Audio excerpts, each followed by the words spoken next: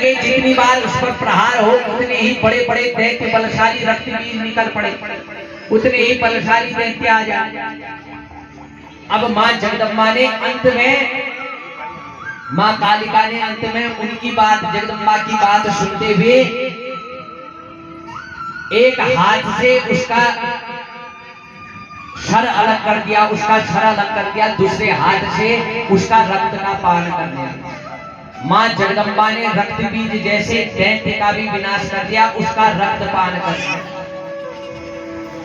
अब जब यह बात शुंभ और निशुंभ को पता चली तो अब उनको बिल्कुल भी विश्वास न हो कि चलो औरों को तो हम मान सकते हैं कि ये मार सकती है, रक्त बीज जैसे व्यक्ति का जिसका रक्त गिरने से ही इतने दैत्य उत्पन्न हो जाते हैं, वह कैसे मारा गया। अब बोला कि यहाँ पर कुछ ना कुछ तो है, इसको जो है समाप्त करना पड़ेगा, इसका मोह त्यागना पड़ेगा। आगे चले गए।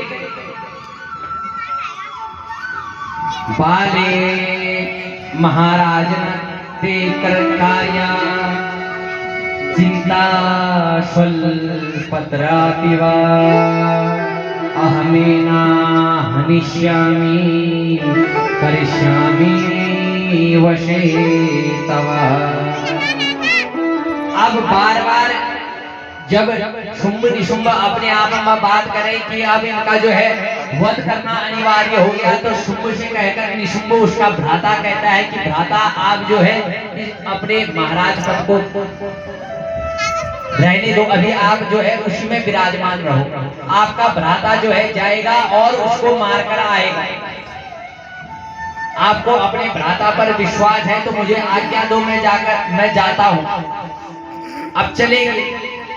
हाथ में धनुष लेकर गया, अनेकों अनेक सैनिक अपने साथ लेकर गया। अब जब रणभूमि में पहुंचा तो मां कालिका अपने हाथ में खड्ग लेकर खड़ी थी। तो अब जब निशुंभ ने पहली बार देखा तो माता जगदम्बा से, कालिका से यही कहने लगा कि देखो अभी तक जो भी व्यतीत हुआ, मैंने तुमको देखा नहीं था, हमने तुमको अभी तक आंखों से देखा नहीं था कि तुम कौन हो, कैसी हो, क्या हो, परंतु तुमको देखने के बाद मुझे तुम पर दया आ रही है। तुम मेरी बात मानो, अपना हट छोड़ो, जो अभी तक बीत गया, तुम मेरे साथ चलो। तुम्हें किसी चीज की कमी नहीं आएगी। तुम इतने वन में भटक रही हो, यहाँ पर तुम्हें क्या मिलेगा, यह खून खराबा। तुम हमारे साथ चलो। महाराज दैत्य राज जो है शुंभ है, उनके सामने किसी की नहीं चलती। जब बार बार ललकारने मां जगदम्बा से आग्रह करने लगा तो मां जगदम्बा ने कहा कि अरे दुष्ट, तू मुझे पटरानी बनाने की बात कर रहा है। मैंने पहले ही चेतावनी दी थी कि जो मुझे युद्ध में हराएगा मैं उसकी पटरानी बनूंगा। तो अब अगर तुम में इतना सामर्थ्य है, तुम अगर इतना समझते हो, तो अब स्वयं मेरे को तो पहले छोड़ दो। मेरी बहन जो कालिका है उससे ही लड़कर दिखा दो, मैं मान जाऊंगी कि तुम में वास्तव में क्षमता है, तुम्हें इतनी ताकत है। अब निशुंभ ने जब यह बात सुनी तो चले गया सामने पर और बोलने लगा कि आज तुम दोनों की ही इच्छा मैं पूरी कर देता हूं। जो तुम्हारी लड़ने की इतना तीव्र इच्छा है वही मैं पूरी कर देता हूं। अब निशुंभ के साथ युद्ध होने लगा।